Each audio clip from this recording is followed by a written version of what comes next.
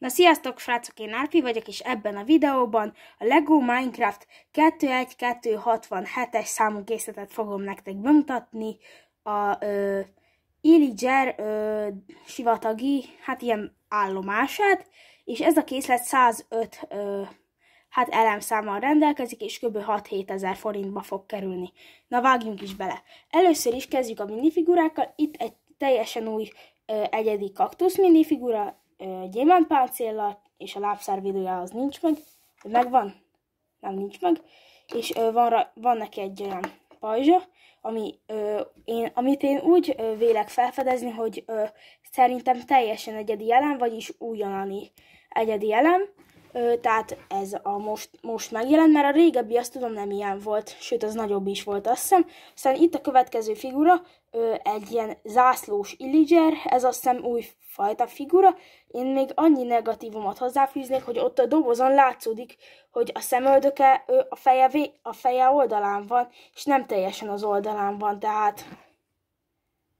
Vagy ezt csak én látom így? Nem, ez így van. Videón nem adja át annyira, de én így látom.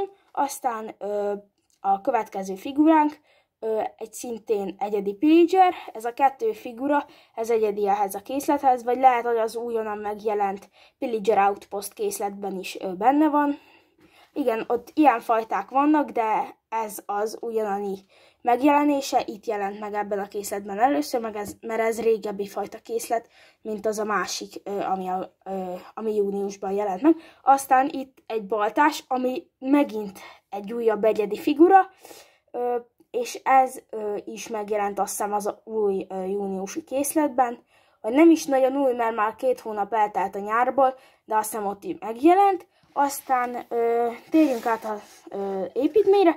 Itt van a kaktusz, ami ugyanaz a fajta, mint a Steve-nek a sivatagi felfedező a felfedező készletében, de ez az építmény szerintem nagyon jól néz ki.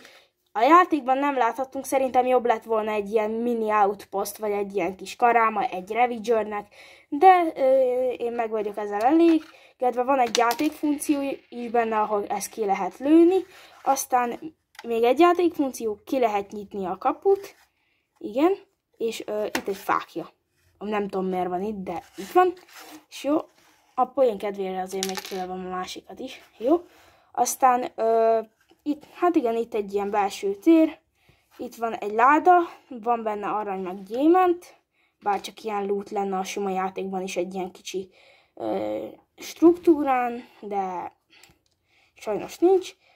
És igazából itt a belső tereide még elfogadtam volna egy fákját, vagy nem tudom, fölül is fákjatartó lenne, vagy lámpás, vagy tök mindegy, csak egy kicsit itt üres lesz, üres lett, ha nem számítjuk ezt a két szélső dolgot, de ezek az zászlók elől szerintem nagyon jó, meg alapból itt a téglák is nagyon jó benyomást keltenek, tehát szuper. Csak kár nincs benne az eredeti játékban. Na, ennek a videónak vége. Én Nárpi voltam, ha tetszett, iratkozz fel és dobj egy lájkot. Sziasztok!